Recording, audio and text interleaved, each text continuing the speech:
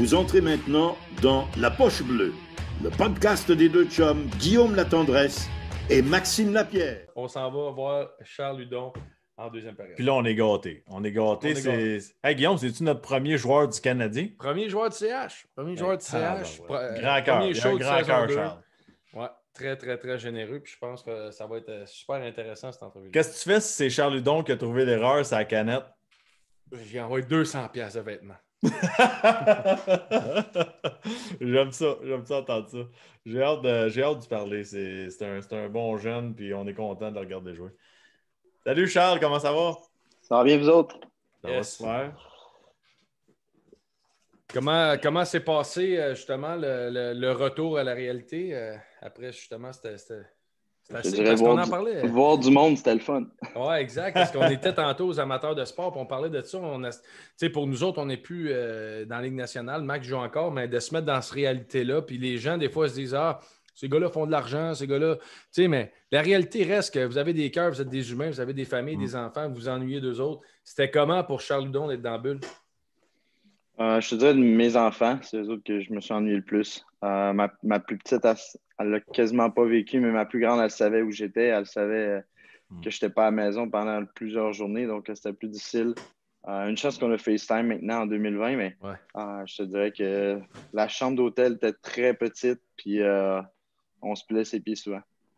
Hey Charles, tu sais, dans les camps d'entraînement, puis tout ça, on est l'équipe ensemble tout le temps, puis on a l'impression que c'est le fun, puis on crée l'esprit d'équipe, puis tout ça, on prend une coupe de bière, mais dans cette situation-là, c'était-tu comparable ou ça venait long? Là?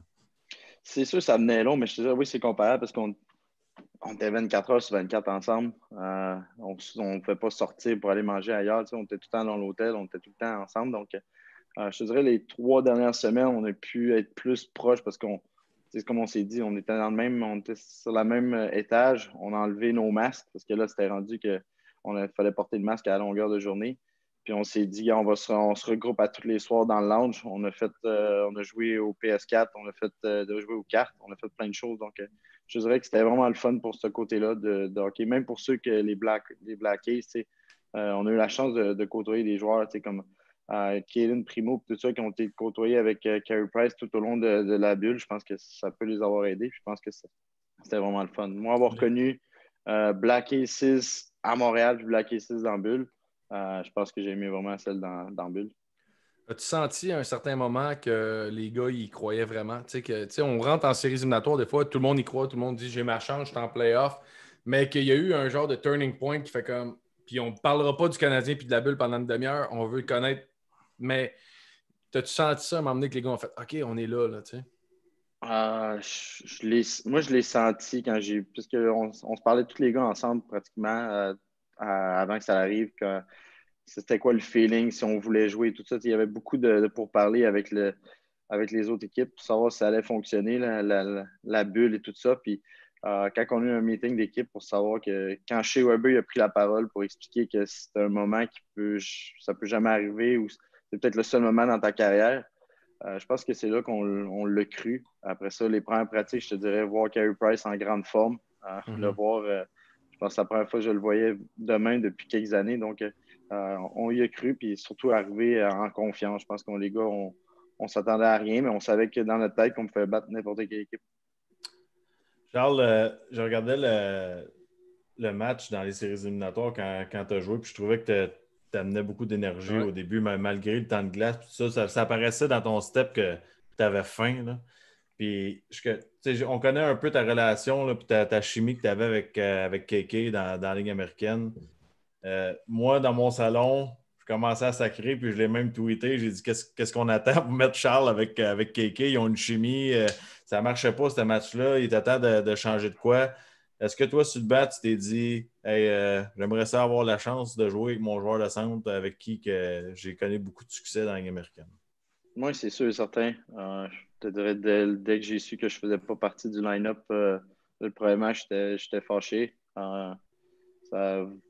C'est pas la même manière de rentrer dans la bulle. Je pense que là, après ça, c'était plus à penser à partir ou penser juste à mes enfants et tout ça. Donc, mais quand que je parlais à certains, j'ai parlé beaucoup avec Kurt Muller. Puis en plus, c'est lui qui m'a donné ma chance de jouer au moins 2 matchs. Je te dirais que Kéké il jouait tellement bien que n'importe quel joueur pouvait jouer avec. Je te dirais que c'est la première fois que je jouais avec Kéké de même.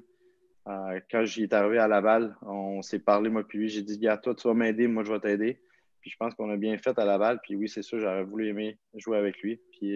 Mais tu sais, c'est pas la chance que j'ai eue, mais on verra pour la suite. On connaît le marché de Montréal, là, les trois, on a joué dedans. Quand on embarque dans une série, tu n'as pas joué au départ. Kirk est arrivé, il t'a donné ta chance. Quand tu reçois la tape dans le dos, c'est quoi qui te passe dans la tête? Pas mal de choses. Ouais. Tu sais, j'étais prêt dès le premier match. J'étais prêt chaque pratique. Je pense que c'est la première fois que je me voyais de même. On va dire que si je me voyais à la troisième personne, c'est que je me donnais tellement dans les pratiques, même si j'avais aucun but. Je savais que je n'allais pas jouer. Je me foutais de ce que je faisais, même si je donnais des en échec dans une pratique de même. Je faisais juste mes choses à moi. Je savais que je voulais m'améliorer et tout ça. Fait que me dit tu vas l'avoir ta chance, mais on ne sait jamais, ça va être cette année ou l'année prochaine. Mon but, c'est juste de l'avoir. Donc, quand Kirk est venu me rencontrer pour dire que je jouais, j'étais le seul qui avait fait les 2 dernières pratiques, donc je ne m'attendais pas à jouer. Mais peu importe ce qui est arrivé, j'étais fatigué ou non. Je pense que dès que tu sais que tu vas jouer dans les playoffs de la Ligue nationale, la fatigue s'en va, puis juste l'excitation qui est là. Je trouve ça Quel tellement point, exceptionnel je trouve ça exceptionnel, Charles, ce que tu dis, parce que tu es quand même encore jeune là, dans la Ligue nationale. Je pense pour moi, tu as des opportunités encore, puis peu importe ce qui arrivera dans le futur, mais de dire, je me voyais à la troisième personne, puis moi, j'ai vécu ça quand j'étais à la retraite. Pareil, tu es chanceux d'avoir pas ce reality check-là, mais cette réalité-là que tu fais comme, je suis capable de me sortir de la situation puis faire qu'est-ce que j'ai besoin de faire pour y aller, puis performer, puis rester dans cette ligue-là. Tu as vécu ça, honnêtement, je trouve ça impressionnant à ton âge que tu dises ça. Qu'est-ce qui m'a aidé vraiment? J'ai vraiment eu un trou noir il y a 2 ans à Montréal, quand j'ai pas joué 35 matchs de suite. Beaucoup de chicanes avec ma femme, beaucoup de chicanes avec les enfants. J'étais plus pareil. Donc, j'ai rencontré mes parents, j'ai rencontré mon frère quasiment tout seul juste pour parler de tout ça. Puis, qu'est-ce qui m'a beaucoup aidé, c'est eux autres. Puis, Joël, puis Alex Burrows à Laval. Ils m'ont redonné le goût de jouer au hockey, ils m'ont redonné le goût de me présenter à l'aréna. Donc, tu sais, le matin, je partais quasiment 3 heures avant une pratique, puis avant les matchs. Donc, j'ai retrouvé le goût de jouer là. Puis, n'importe qui parlait dans mon dos, qui ne voulait pas me donner une chance, mais moi, je voulais juste leur prouver le contraire. Est-ce que tu te sentais heureux? Est-ce que tu te sentais confiant à cause que, tu sais, j'ai joué avec Alex, j'ai joué avec Butch dans la Ligue américaine. C'est 2 gars positifs. C'est 2 gars ils font presque un effort pour trouver le point positif de ta game. Tu peux jouer la pire game de ta vie. Ils vont dire hey, mais ça, c'était écœurant. Là, quand tu m'as passé la bouteille d'eau sur le banc, là, c'est la meilleure bouteille d'eau. Tu comprends? Là, c'est des gars tellement positifs. Est-ce que tu sentais qu'ils étaient derrière toi? Puis ma question, c'est est-ce que si ces gars-là étaient coachs dans la Ligue nationale et ils te donnaient ta chance, tu flairais sa glace sans aucun doute dans ta tête? Je te dirais, moi, je suis un joueur qui marche au négatif. Depuis que j'ai connu mon père en tant que coach, mon père était vraiment dur envers moi. Puis c'est comme ça que je m'améliorais et tout ça. Je suis pas mal sûr que vous connaissez le nom, Richard Martel. Ouais. Je l'ai eu en coach à 16 ans. Donc, puis Joël était de ce côté-là aussi. Je pense les 3 premières journées, il me blastait des médias, il me blastait sa glace devant les gars, il me blastait dans la chambre. Je pense qu'il voulait savoir comment j'allais réagir, mais c'est là que j'ai changé ma mentalité pour dire peu importe ce qu'il pense, peu importe ce qui. C'est que ça soit n'importe qui en haut de moi qui prend les décisions, ben moi je fais mes choses. Mais moi j'ai eu Alex Burrows, ça faisait quasiment 10 ans qu'on s'entraînait ensemble. Puis qu'est-ce qu'il m'a dit? Je vais toujours t'aider, même peu importe, du négatif, positif, on va juste amener des choses. Puis on travaillait des niaiseries sur la glace, mais des niaiseries que dans un match, ça arrive peut-être une fois sur 20, mais on les travaillait, puis on avait juste du fun à faire. On faisait de l'extra. Joël ne voulait pas, je les faisais pareil. C'est plus, je faisais à ma tête sans vraiment savoir qu'est-ce que le coach demandait, mais je faisais mes choses, puis c'est comme ça, j'ai aimé ça. Puis il y a Joël, on se voit tous les jours encore aujourd'hui, puis on s'est vu hier, puis on s'en parle que fais tes choses, puis c'est comme ça que tu vas t'améliorer, puis c'est comme ça que tu vas grandir en tant que joueur de hockey. Parce que moi, Charles, je vais t'avouer, je t'adore comme joueur. Je trouve que tu as une belle énergie, un talent naturel. Tu es québécois. C'est la poche bleue, c'est notre style de joueur. C'est ça qu'on veut voir à Montréal. J'essaie de, juste par exemple, de mettre mon doigt dessus. T'es-tu le style de gars qui a besoin d'un nouveau départ ou t'es un style de gars qui a besoin d'une autre mentalité en arrière de toi? Je ne veux pas pointer du doigt personne. Non, mais je non, parle je pas de sais, je coach. comprends ce que tu veux dire. Sais-tu ce que je veux Mais dire? j'ai tout entendu les nouveaux départs, c'est toujours la meilleure chose. Tu sais, Marchesso, on peut, ça serait un. Le nouveau départ, moi, mon nouveau départ, c'était jouer à Laval cette année parce que je n'avais jamais joué là. Puis je pense que ça m'a aidé. Donc, dans ma tête, oui, j'aimerais savoir un nouveau départ, mais c'est pas moi qui ai ça entre les mains. Mais je l'ai déjà fait, là, un 30 points dans une saison dans la Ligue nationale. Donc, avoir pas de temps de glace quasiment. Donc, je pense que je suis capable d'en faire plus dans une équipe où je peux avoir du temps de glace puis avoir l'opportunité. Ben, si c'est ce que tu souhaites, Charles, on te le souhaite ici, nous autres aussi, parce qu'honnêtement, je pense que tu as le potentiel. Je t'ai toujours défendu, moi, personnellement, dans les médias. Je pense que tu es capable d'apporter quelque chose à une équipe. Ça, j'ai aucun doute là-dessus. Puis je l'ai vécu personnellement à partir de Montréal, puis avoir une autre opportunité. Puis ça m'a permis de faire une saison exceptionnelle qui m'a permis d'avoir la vie que j'ai aujourd'hui. Mais à quel point, puis les gens ne réalisent pas des fois, puis ça me fait penser. Puis c'est quelqu'un sur le chat qui a écrit ça, puis j'ai dit tabarouette. C'est vrai parce que je me souviens d'un match où tu n'avais pas joué, puis le lendemain, tu jouais, puis tu t'es retrouvé, je pense, sur la feuille de pointage, tu avais 12 mises en échec. Puis là, j'étais comme, là, le monde dit ah, Charles, hein? J'étais comme, ouais, mais c'est pas ça que je veux voir. T'sais, on ne le met pas dans la bonne chaise, on lui donne l'opportunité, mais ça n'en est pas une fucking opportunité. T'sais, c'est pas ça que je veux. Charles Hudon, moi, je veux qu'il soit sur le pipi. Je veux qu'il ait l'opportunité de prendre un one-timer, puis je veux qu'il fasse la passe à chez Weber. Je veux pas le voir faire diète. Fait toi, de là-dedans, tu te situes où dans cette situation-là? Je ne sais pas si tu comprends un peu ma question. Oui, je comprends. Ce match-là était bizarre. Je savais que la game d'avant, je n'avais pas joué. J'étais fâché beaucoup parce que j'avais fait des bonnes choses en première période, si je me rappelle. Puis en deuxième, puis en troisième, je n'avais pas joué. Puis je pense que c'était un back-to-back. Puis le lendemain, c'était pas une question que je me suis dit, gars, je vais juste frapper ce qui bouge. Mais les opportunités étaient là que je me dis, sur une quatrième ligne, fais ta job, va forecheck, va chercher la rondelle. Puis je pense que c'est Delaurier en troisième période. Il me dit, hey, t'en as 9 en échec. Puis je pense que le record de l'équipe, c'était 10. J'ai dit, gars, on va l'essayer, mais c'est même pas. On faisait juste rire parce on a joué quoi, 9 minutes, je pense, ce match-là. Puis on a fait un chiffre en troisième. Donc, mais ma chaise, c'est la chaise que le coach va me donner. Mais peu importe, n'importe quelle ligne, je vais amener de l'offensif. Puis, je pense que j'ai beaucoup de chance de marquer, même sur la quatrième ligne, les 2 dernières années. C'est les seules places que j'ai jouées, c'est sûr, mais si j'ai la chance de jouer, tu sais que mes premières années, j'ai joué avec Pacioretty, puis j'avais beaucoup d'opportunités de scorer et tout ça. Puis, j'ai pas vraiment de réponse à ça, mais je suis plus que peu importe la chaise que le coach me donne, je pense que je vais apprendre, puis je vais donner à 100%. C'est une question que j'ai pour vous deux, dans le fond, parce que moi, j'ai jamais eu ce moi, pas sur le spot. Non, mais je me demande, parce que quand tu es un gars qui est habitué de jouer des grosses minutes, c'est l'avantage numérique, puis tout ça, puis là, tu te fais rappeler, puis tu n'as pas grand-chose. Puis écoute, moi, je peux me le permettre, là, parce que je ne joue plus dans la Ligue nationale, puis je vais le dire, puis j'ai joué là, fait que je ne suis pas gêné de le dire. Quand tu arrives sur le quatrième trio, tu n'es pas entouré, là. C'est pas la même game. Tu n'auras pas une passe soulevée dans l'enclave one-timer, là, on va s'entendre, là. Fait que comment tu fais pour te retrouver dans tout ça? Ou tu n'auras pas de finisher. C'est ça, tu vas faire... C'est un ou l'autre. Tu sais, Guillaume, il me faisait tout le temps des passes de breakaway. J'étais en breakaway 10 fois par game, mais je ne courais pas, mais c'était des belles passes. Merci, Max. Ta meilleure saison. Non, mais comment vous faites pour vous retrouver? Comment vous faites pour vous craquer? Parce que moi, mettons, je joue 9 minutes, je le sais. Je vais frapper, je dompe le puck, je m'en vais changer. Je sais que j'ai fait ma game, puis je m'en vais en sifflant chez nous. Tu sais, je suis content.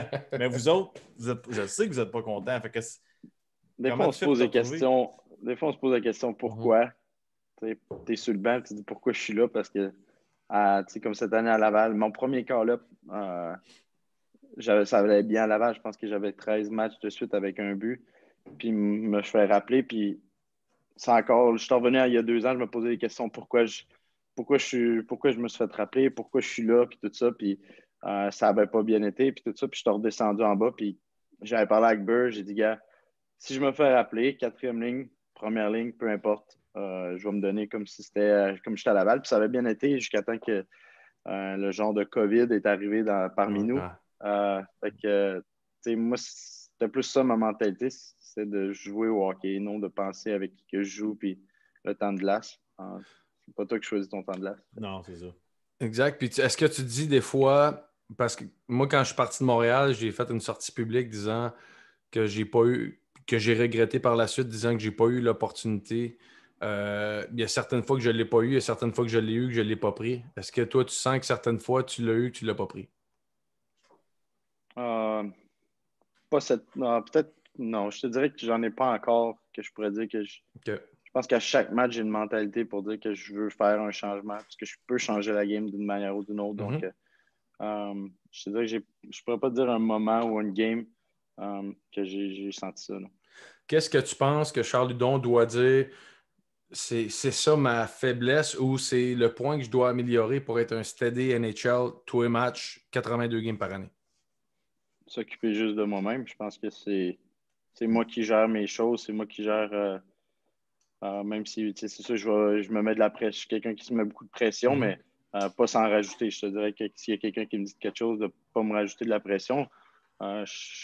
Si je regarde mes derniers matchs, les choses que j'ai faites, je vais toujours me rappeler la fin que j'ai faite contre Nashville. Je pense pas que Claude aurait aimé ça, que je fasse ça il y a 2 ans, puis tout ça. Puis je me suis dit, je m'en fous, je vais le faire. Puis même si j'étais 1 contre 2, ben, ça a fonctionné. Mais la mentalité que j'ai changée, c'était ça.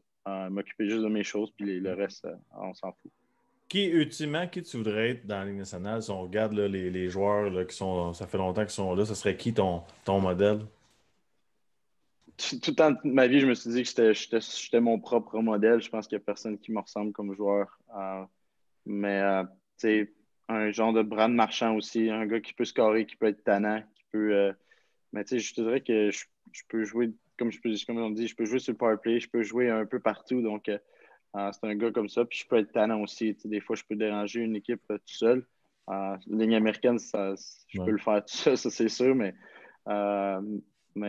je te dirais que Brad Marchand, je peux me rapprocher de plus. Je connais beaucoup Derek Brassard. J'ai toujours un gars qui a toujours regardé quand j'étais jeune. Puis on se parle encore. Puis on fait des choses l'été ensemble. Puis je trouve qu'on se ressemble beaucoup sur certains points.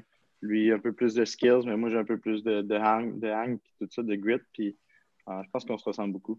Ah, t'as bien fait de le regarder. Je l'ai fait tellement bien paraître à Drummond. Bryce, je parle, puis je vais y envoyer demain parce qu'il va rire. Mais quel impact, justement, un club comme, tu sais, quand on arrive toujours à un statut dans notre vie où. Mais en même temps, je pense pas que tu es rendu là encore parce que tu as juste fait une équipe.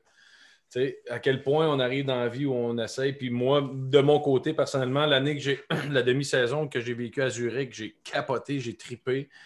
Max est en Europe depuis 5-6 ans, puis il aime ça au bout. Mais quel impact... J'ai découvert, moi, la Pilliken. Ça va super bien. Lui, il est 3h, 2h30 du matin, mais quel impact un Seattle peut avoir dans ta prise de décision de dire, ben sais-tu quoi, je suis 1 an, je suis 2 ans, je reste plus patient un peu parce que, Chris, ça m'intéresse. Je vais y croire jusqu'à la fin.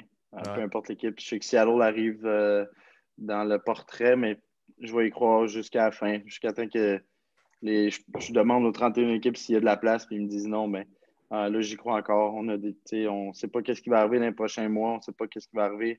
Donc, je fais juste mes choses. Puis, oui, c'est sûr, c'est une opportunité. Seattle, je pense qu'il y avoir 32 équipes dans la ligue. Je pense que ça va aider aussi les gars comme moi.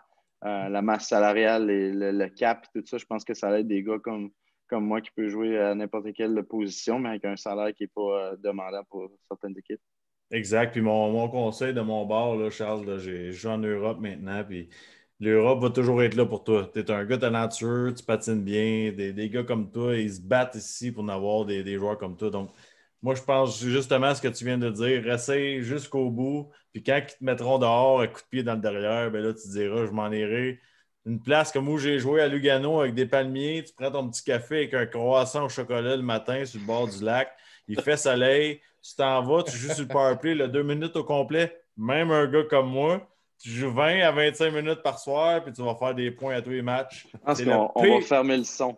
On va fermer le son, ma femme va l'écouter. Non, mais c'est le pire qui va t'arriver. Ça, c'est le pire qui va t'arriver. Fait que moi, qu'est-ce que je te dis, c'est amuse-toi, essaie de tout faire pour rester dans la Ligue nationale. Puis quand tu vas tomber, le net de sûreté en dessous, il est pas mal plus beau qu'on pense. Moi, je ne savais pas. J'ai joué dans la Ligue nationale 10 ans. Je me disais, l'Europe, c'est des rumeurs, c'est pas si beau que ça. Quand je suis arrivé ici, j'aurais pris ma décision avant de partir, mais toi, tu as beaucoup de talent. Donc, prends ton temps, puis stresse-toi pas. Joue au hockey. Quand on t'enverra en Europe, stresse-toi pas avec ça, tu vas avoir une belle vie. Ouais, puis si l'Europe veut pas de toi, on te prendra à poche bleue. C'est bon. mais justement, on parle de la game, on parle de toutes ces affaires-là. Comment est-ce que tu dis ma femme va écouter? Comment est-ce que. Puis moi, j'ai pris ma retraite parce que ça faisait 7 commotions que j'avais en 3 ans. Puis ma blonde m'a dit ta fille a 6 mois, puis j'ai pas envie de te voir tuer ta vie pour de l'argent ou peu importe qu'est-ce qui est au final. Parce que quand j'étais rendu là à un certain point, que c'était plus monétaire ma fin de carrière, quel impact justement ou quelle façon, comment on gère ça, ce côté-là, ou est-ce que la blonde elle a une vision peut-être ou différente de la nôtre, parce qu'au final, tu es un gamer, tu es un gars qui sait qu'il peut jouer, tu es un gars qui a confiance en toi, puis tu as ta place en Ligue nationale. Comment on gère ce côté-là?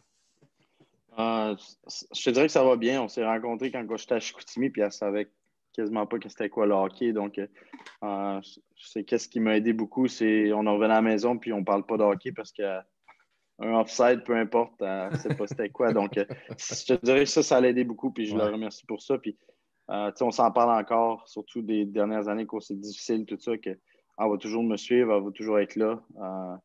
On sait que les enfants, c'est difficile, eux autres aussi. L'école commence et tout ça. Il faut qu'ils changent d'école plusieurs fois dans une saison, mais l'avoir proche de moi, avoir mes parents, ses parents proches de nous, je pense que ça nous aide beaucoup. On sait qu'on va toujours avoir de l'aide, donc mes décisions sont beaucoup plus faciles, mais en ce moment, on attend juste qu'est-ce qui va arriver dans les prochains mois plus pour prendre des décisions, mais je sais qu'elle va être en arrière de moi. Puis, comme là, moi, je fais une entrevue ici, puis elle est en haut, elle fait des cours d'école. Donc, depuis que je la connais, elle veut juste prendre des cours, s'améliorer dans toutes les choses. Elle a fait plusieurs cours qui n'ont même pas rapport ensemble, mais qu'elle fait juste apprendre tout ça. Je pense que c'est comme ça qu'elle aime ça aussi.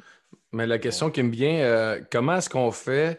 Puis, tu sais, la saison qui a été assez fuckée, là, le COVID est arrivé, la saison était finie, vous êtes parti dans une bulle. On ne sait pas s'il va y avoir une prochaine saison. Tu ne connais pas ta réalité de contrat. Comment on fait pour garder le cap tous les jours et te présenter au gym? Le hockey, je te dirais qu'il va toujours en avoir, mais on ne sait juste pas comment. Fait que moi, je te dirais, comme j'ai dit à Laval, j'ai retrouvé le goût de hockey, puis je l'ai encore, donc c'est encore bon. Fait que même si avoir pas joué de même dans les playoffs, je pense que je l'ai encore. Donc, j'ai le goût de m'entraîner, j'ai le goût de faire les choses. Puis, chaque jour, je me présente au gym comme si c'était une évaluation et tout ça. Donc, je me donne à fond. Puis, cette année, je me suis donné beaucoup de nouveaux défis à côté de mon corps, côté d'être en shape de ce côté-là. Donc, je pense que c'est aussi ça, une autre chose qui me donne le goût de me présenter et de me lever le matin. Puis vous parlez de ça, les boys, là, puis je peux te le dire, Charles, là, Guillaume, lui, ça n'a pas marché, il s'est présenté au gym, ils ont dit t'es pas membre ici, monsieur. Mais toi, cette année, je lisais que il y a une couple d'années, tu as perdu une quinzaine de livres avant le camp d'entraînement, puis ça m'a surpris de lire ça parce que tu es un gars agile sur la patinoire, tu as du talent, tu es vite. Pourquoi perdre du poids comme ça? Ils m'ont demandé de prendre jusqu'à 100. J'étais à 180 livres. Ils m'ont demandé de monter jusqu'à 195 parce que je perdais mes batteurs dans le coin et tout ça. Puis quand tu es jeune, tu fais OK, je vais le faire. Puis j'ai pris les 15 livres. Quand on dit que les médias disaient que je perdais 15 livres, j'ai pas perdu 15 livres. J'ai juste repris mon poids que j'étais. OK, normal. Ouais. Normal. Fait que là, ils m'ont demandé ils m'ont manqué beaucoup de choses pour.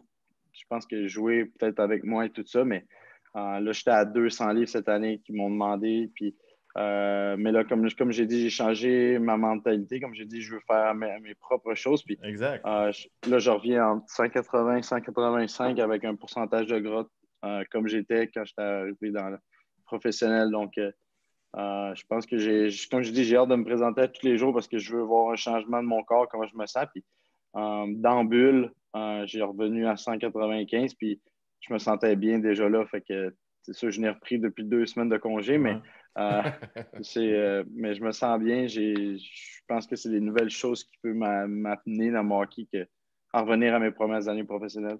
Tu vois, Guillaume, c'est là mon problème, moi, je trouve. Je pensais que tu voulais parler de mon allergie de la porcelaine. Non, mais...